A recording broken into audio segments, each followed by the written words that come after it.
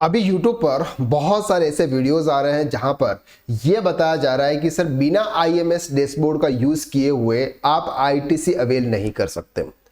Sir हमने भी YouTube पर वीडियो बनाया था, क्योंकि बहुत सारे अदर पर्सन्स भी YouTube पर वीडियो बना रहे हैं और हम नहीं बना रहे हैं, तो ऐसा लगता है कि सर यहाँ पर कुछ भी अपडेट नहीं मिल रही है इस चैनल पे। लेकिन जब हम GST पोर्टल पर जा रहे थे वहां पर ये दिखा रहा था सर कि आपका GSTR 2B ऑटोमेटिक जनरेट हो जाएगा अगर आप IMS डैशबोर्ड पर कोई भी एक्शन नहीं लोगे। तो इन सब कि जो मैसेजेस थे, जो कुछ पोस्टेज थे, उस वजह से GST डिपार्टमेंट ने भी अब क्या कर दिया है सर, एक एडवाइजरी यहां पर इश्यू कर दी है और ये आपको दिखेगी सर GST पोर्टल पर, और वो है सर 8 अक्टूबर 2025 को। किसके लिए sir? Important advisory on IMS dashboard. ये क्या कहते हैं? It has come to notice that some posts are circulating incorrect information regarding changes in GST return filing from October 1, 2025. We would like to clarify the following. अब ये क्या कर रहे हैं सर? क्लैरिफाई कर रहे हैं। क्या क्लैरिफाई कर रहे हैं? No changes in auto population of ITC, यानी कि प्रीवियस में जिस तरह से ऑटो पॉपुलेशन हो रहा था आपका IMS डैशबोर्ड से, अगर आप कोई भी वहां पर एक्शन नहीं ले रहे थे, ऑटोमेटिकली आपके GSTR 2B के अंदर आ रहा था, GSTR 2B से GSTR 3B के अंदर वो डेटा आ रहा था, इसी तरह से अब भी आएगा।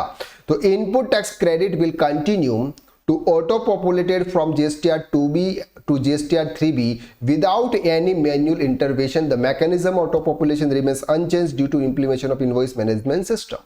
अभी भी सेम टू सेम ही फॉलो है सर। GSTR 2B generation.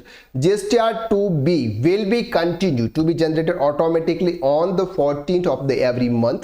यानी कि अगर हम बात कर रहे हैं सितंबर मंथ की, तो 14 अक्टूबर को आपका GSTR 2B जनरेट हो जाएगा without any manual interventions by taxpayer or based on the action taken by the taxpayer.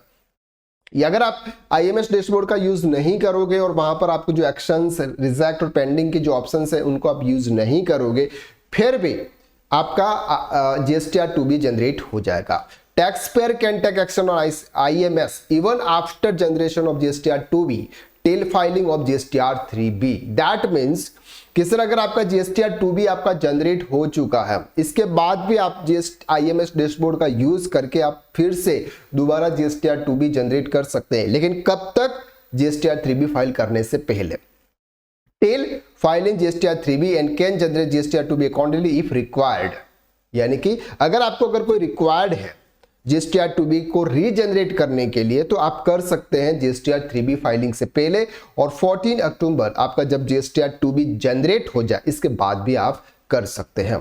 And credit note handling effective October 2000 period onwards. यहां पर जो क्रेडिट नोट्स के रिगार्डिंग बात हुई थी कि सर सामने वाला पर्सन जब अपने ITC रिवर्स करेगा तब जाके ही आप आपके टैक्स लायबिलिटी में आप उसको रिड्यूस कर सकते हो। तो यही बात उन्होंने इस बार बताई है। तो ये इंपॉर्टेंट एडवाइजरी IMS डैशबोर्ड पे आ चुकी है, यानी कि GST पोर्टल पर आ चुकी है IMS को लेके।